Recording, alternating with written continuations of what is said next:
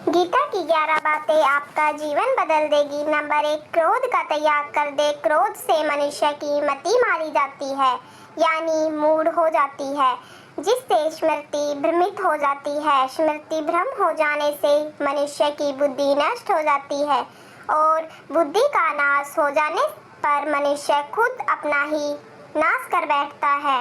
Number 2, मृत्यु से भी बढ़कर है मृत्यु का भय।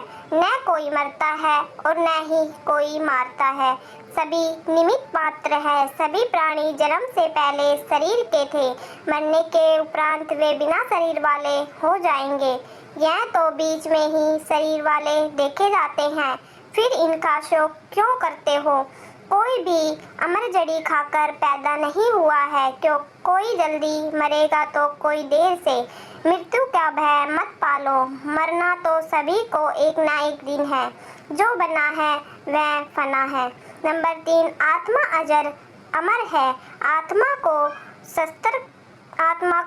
न शस्त्र काट सकते हैं, न आग उसे जला सकती है, न पानी उसे भिगो सकता है, न हवा उसे सुखा सकती है।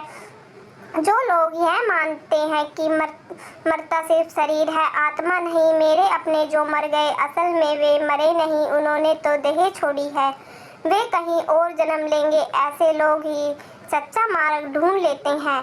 नंबर 4, कोई हमारा अपना नहीं है। गीता में श्री कृष्ण अर्जुन से कहते हैं कि हे अर्जुन, तेरे और मेरे कितने ही जन्म हो चुके हैं। आज जिसे तू अपना समझ रहा है वे पूर्व जन्म में तेरे नहीं थे। मेरे और तेरे बहुत से जन्म हो चुके हैं। मैं उन सभी जन्मों के बारे में जानता हूँ, लेकिन तू नहीं जानता।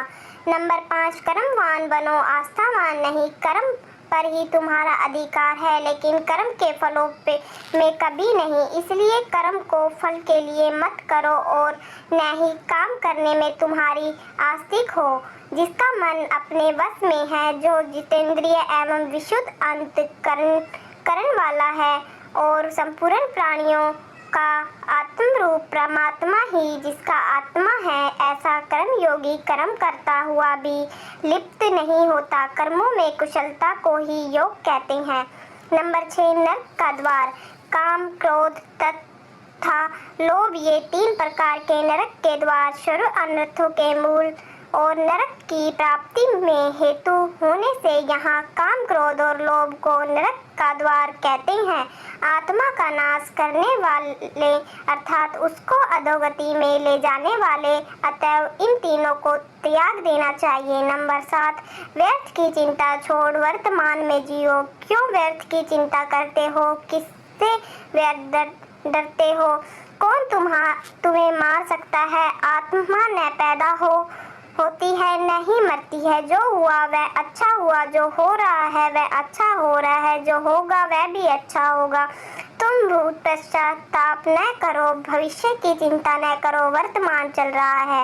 नंबर 8, लगाव की दुख का कारण है तुम्हारा क्या गया जो तुम रोते हो? तुम क्या लाए थे जो तुमने खो दिया? तुमने क्या पैदा किया जो नाश हो गया? न तुम कुछ लेकर आए हो, न जो लिया यहीं से लिया, जो दिया यहीं पर दिया, इसी भगवान से लिया, जो दिया इसी को दिया। खाली हाथ आए हैं, खाली हाथ चले जाएंगे। जो आज तुम्हारा है वो कल और किसी का था, परसों किसी और का होगा। तुम इसे अपना समझकर मगन हो रहे हो, बस यही प्रसन्नता तुम्हारे दुखों का कारण है। नंबर 9, परिवर्तन को समझो और उसके साथ रहो। परिवर्तन संसार का नियम है।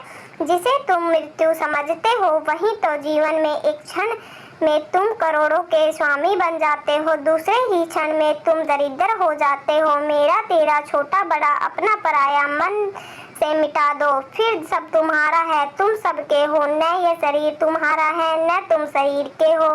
यह अग्नि, जल, वायु, पृथ्वी, आकाश से बना है और इसी में मिल जाएगा, परंतु आत्मा स्थिर है, फिर तुम क्या हो? नंबर 10, धर्म की शरण में रहो। यदि तुम खुद कुछ नहीं कर सकते हो तो श्री कृष्ण कहते हैं कि तुम अपने आप को भगवान को अर्पित करो।